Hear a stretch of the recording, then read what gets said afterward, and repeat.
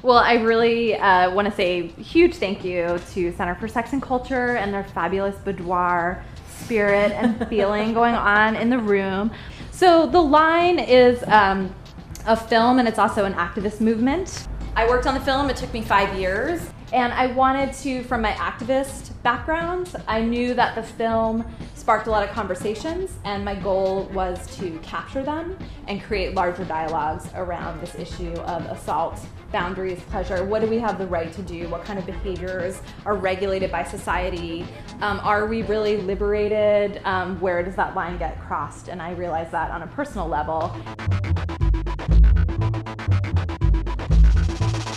In an ideal world for me, there's embodied sexuality, teaching boys and girls in public schools the skills to communicate, to know, to not only be able to say what they yes and no and maybe, but to even identify what that feels like inside of them. Yeah. That's the problem in a culture where that's not supported and that's not taught.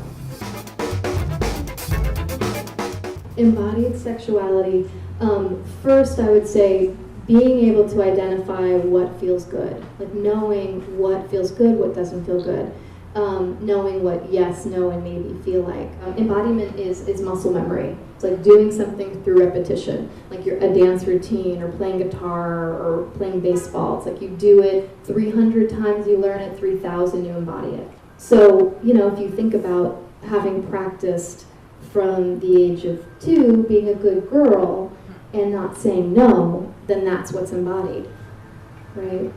I just think it's really important to even know what that is, because that's a term.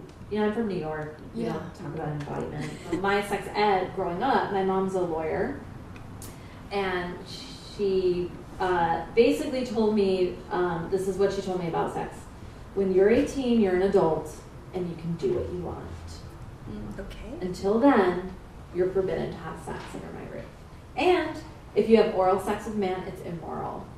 And we're not even Catholic because we don't have parents teaching us, so then we learn from the media. So then we're socialized to be sexy but not sexual. So not even know, what we want, what we're allowed, when we can say no or yes. And maybe, that whole maybe thing gets thorny when it comes to consent. Because because that's really up to me and my partner. And if my partner has no education or no respect, right? Does my maybe get honored? I don't know. A truly sex-positive entry to this discussion, which I also find yours to be, Nancy, really says it's okay for everybody to want sex and pleasure. Of course it is. Now, how do we get there?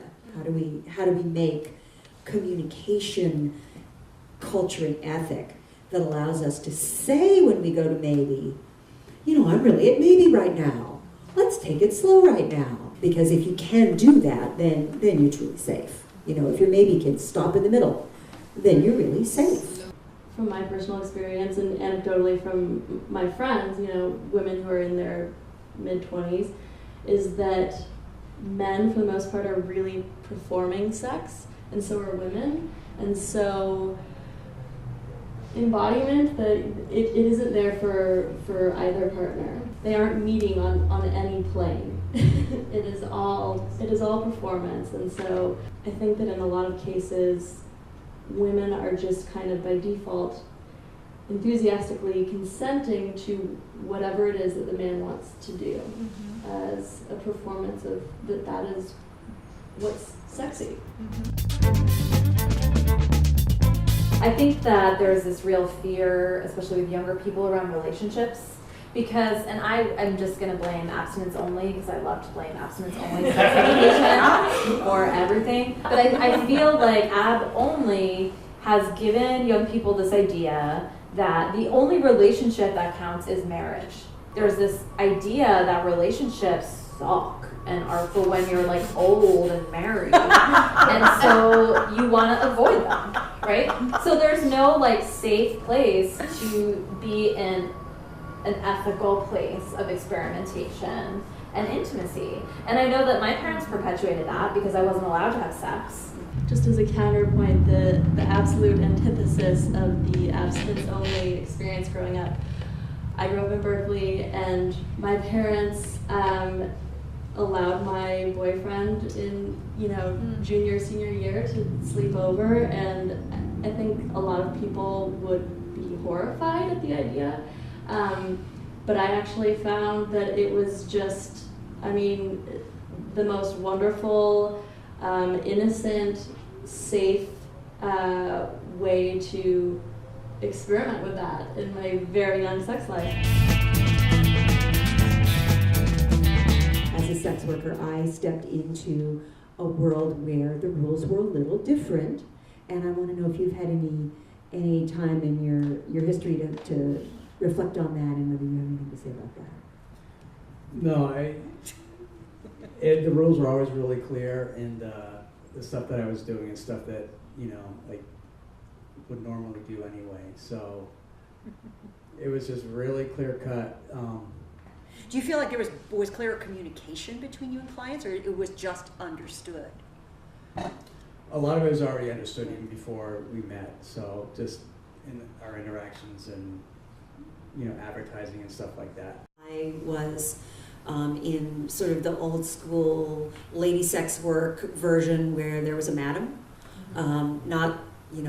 I didn't advertise on the internet, I didn't advertise in a newspaper. There was somebody who was an intercessor for me, and she could tell me things about what the person that I was about to meet might like or be interested in. I would get some information. Just imagine if the people that you had sex with had sort of a tag on them. And you go, okay, well, when you unwrap this present, you get this, this, and this. And I intersected sex work culture from my doctoral program in sexuality, which was a very particular space to intersect sex work culture from, and there was an assumption that people would be able to communicate clearly with one another. It was just built in. So first you make sure you find out what they want to do, and then you let them know if you do those things, and then you get their money, and then you go ahead. And it was simple, and somehow the money made a fence around all of it that empowered the communication. And I've actually heard many sex workers say that it's easier to do that communication with a client than it is to do it with somebody that you just hooked up with, or somebody, especially somebody who's a lover. The thing I really enjoyed about this film was you confronted this guy, and it was a really kind of cathartic thing for me to see in the film. In terms of this other side of the thing, where it's like when we're talking to perpetrators or when we're talking to the instigators or the villains in these stories, where is the room for the compassion and the accountability to kind of meet, and at the same time, how do we handle that? Yeah, that's a really good question. There's no peace without justice. There's no justice without accountability. It depends on my mood. Some days I'm like, no, this person may have been victimized, and then, he or she acted in this way, and we have to be compassionate. And then at other times I'm like, I gave you an opportunity to view me as a human being and apologize to me, and you didn't. Forget it. It's like, it just really depends. So how do we hold people accountable while making space for their humanity? It totally depends on the mood and on the context. Is this person a victim, and is this just the cycle of violence repeating itself? But we do have to give people an opportunity to own their mistakes. So I try in the film to show I give him a voice, at least. I put the black bar over his face, which makes him look worse, because it's a scary kind of picture, but it's also to protect his identity. Sure.